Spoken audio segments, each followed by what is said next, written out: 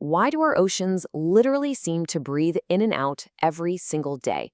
You've probably seen waves crash on the beach, but what if I told you that the exact same gentle rise and fall is driven by a force so violent it can literally tear entire moons into pieces? Welcome to This Explainer.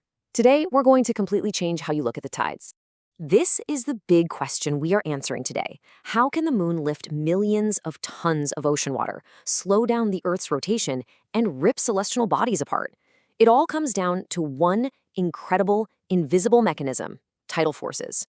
And to understand how they work on a massive cosmic scale, we've got to start small. Part 1, the hidden tidal mechanism.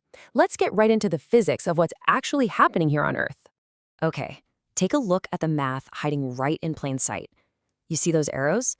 The moon is pulling on the Earth with its gravity, right? But here's the crucial detail. It pulls significantly harder on the side of the Earth closest to it, that long arrow there, than it does on the center. And it pulls the absolute weakest on the far side. This tiny difference in gravity across the planet creates a massive stretching effect, which we call differential acceleration. And here is what that stretching force actually does to a planet covered in water. That differential pull literally stretches Earth's oceans out into two distinct, opposing bulges. The water on the side facing the moon gets pulled toward it. But, and this is key, the solid Earth is also being pulled away from the water on the far side. It leaves a second, huge bulge of water behind. This is exactly why, if you live near the coast, you experience two high tides every single day as the Earth simply spins through those static bulges. Part 2, moving tides and Earth's spin. Because, of course, our planet isn't just sitting still out there. Earth spins a lot faster than the moon orbits us. And because of friction, our rotating planet actually drags those massive ocean bulges slightly ahead of the moon. Now here's where it gets absolutely mind-blowing. The gravity of that displaced water pulls back on the moon. This acts like a giant cosmic brake on Earth's rotation, slowly lengthening our days. And in exchange, it transfers energy to the moon, pushing it away from us by exactly 3.76 centimeters every single year. Now, you might be thinking, how on Earth could we possibly know the moon is moving away by exactly 3.76 centimeters? Well, we literally shoot lasers at it. Scientists bounce them off retroreflectors, which are basically these highly specialized mirrors that were physically placed on the lunar surface back in the 70s by the Apollo astronauts and the Soviet Lunokhod rovers. By timing exactly how long the laser takes to bounce back to us, we can measure the distance to the moon down to the exact centimeter. All right, so we've seen how this works with Earth's fluid oceans, but let's escalate things. Let's jump over to Jupiter and see what happens when tidal forces go up against solid rock.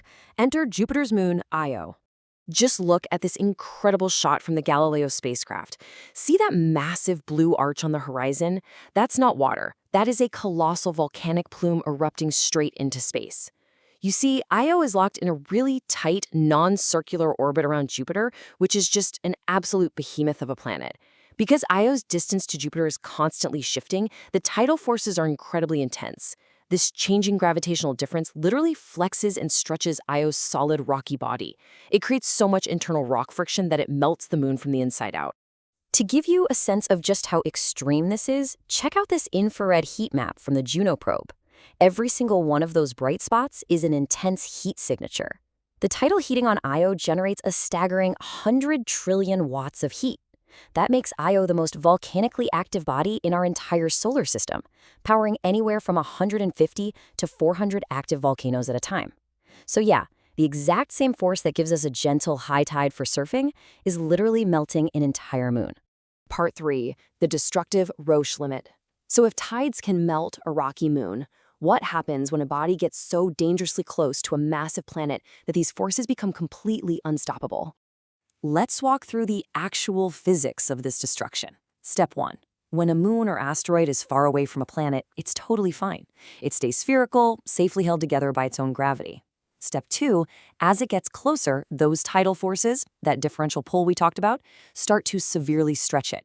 Step 3, once the object crosses a critical distance called the Roche limit, the planet's tidal pull completely overpowers the object's own gravitational glue. The body literally starts to disintegrate. And finally, step 4, because orbital speeds are faster the closer you are to the planet, the inner pieces speed ahead of the outer pieces, shearing all that debris into a massive ring. You can really see it mapped out here. Look at how the arrows closer to the massive yellow planet are longer. That shows the particles closer in are moving a lot faster than the ones farther out. Once the blue object's self-gravity gives up, this difference in speed just shears the disintegrating body apart into a continuous, swirling stream of material. Part 4. Forging Saturn's Rings. And this brings us to the grand finale, the most epic consequence of tidal forces in our universe. What you're looking at here is an actual N-body physics simulation from recent research. It shows exactly how these planetary rings form. Scientists modeled a huge icy Kuiper Belt object flying way too close to a gas giant like Saturn. The second it pierces that Roche limit, it gets completely shredded by tidal disruption. The fragments get captured in these wild, eccentric orbits, smashing into each other over and over again until all that material grinds down into the beautiful, narrow, circular rings we see today. I think the source material sums up the sheer power of this phenomenon perfectly. It says tidal forces destroy bodies which come too close to a source of gravitation and later form a ring. It really brings this whole explainer full circle. The exact same tiny difference in gravity that gently pulls ocean water up onto a beach is the fundamental mechanism capable of obliterating entire worlds, grinding them into dust and ice to paint the majestic rings of the gas giants. It kind of makes you look at gravity in a totally different way, doesn't it? It's not just holding us down on the ground, it's constantly tearing apart and reshaping the cosmos in real time. What other spectacular features out there are secretly born from the hidden pull of tides? If you want to understand the weirdest, most fascinating mechanisms of the universe and see how the complex becomes beautifully simple, make sure to subscribe to the Code of the Universe channel. Keep looking up, and I'll catch you in the next explainer.